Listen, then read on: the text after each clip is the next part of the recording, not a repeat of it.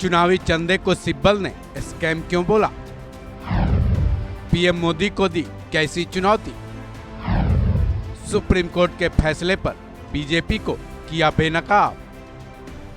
चुनावी चंदा यानी इलेक्टोरल बॉन्ड के जरिए लिए जाने वाले मामले में जब सुप्रीम कोर्ट ने अपना फैसला सुनाया, केंद्र सरकार के खेमे में मायूसी और विपक्षी पार्टियों में खुशी की लहर दौड़ गई।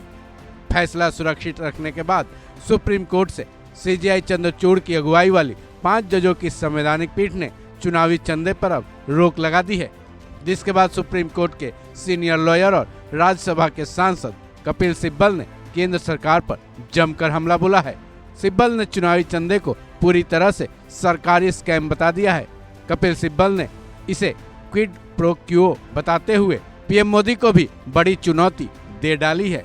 सिब्बल ने पीएम मोदी से साफ तौर से सवाल पूछ लिया कि मोदी जी, अब आप कहाँ हैं? आप तो कहते हैं घोटाला कहाँ है, लेकिन अब आप कहाँ हैं मोदी जी? आपके आंखों के सामने आपका घोटाला, और ये एक सरकारी घोटाला है।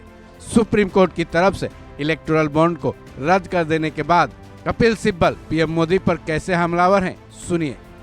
So we'll get to know the bonding between those who funded and the politics of the country, and also you will get to know the quid pro quo, because nobody gives these huge amounts of money without a quid pro quo, right? Nobody would give an electoral bond for 10 lakhs or 15 lakhs. It'll be in crores, right? So if you've funded your political party with 5,000 to 6,000 crores, you can imagine only the rich could have done that, and they must have in the process got some favors.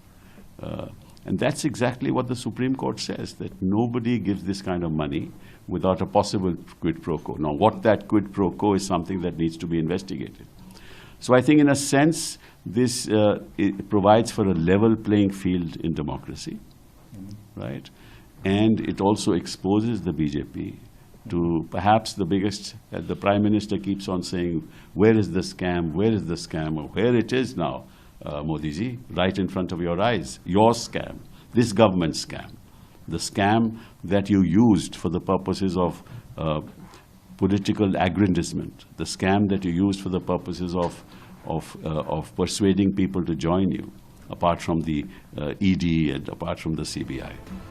Kapil Sibal यहीं नहीं रुके, उन्होंने तो BJP की सारी कलई खोलने में कोई कसर नहीं छोड़ी।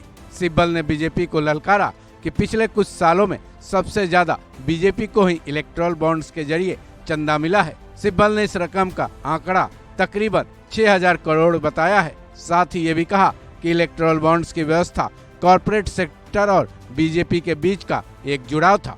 सिब्बल ने बीजेपी को ललकारने के बाद तंज भी कसा कि अब आपके पास करीब 6,000 करोड़ रुपए चंदे के रूप में तो हैं, लेकिन उसका इस्तेमाल आप अब चुनाव में नहीं कर सकते हैं, तो फिर इन पैसों से आप अपनी पार्टी की बुनियादी ढांचे को तैयार कीजिए, आरएसएस की बुनियाद को मजबूत कीजिए और पूरे देश में अपना नेटवर्क बढ़ाइए।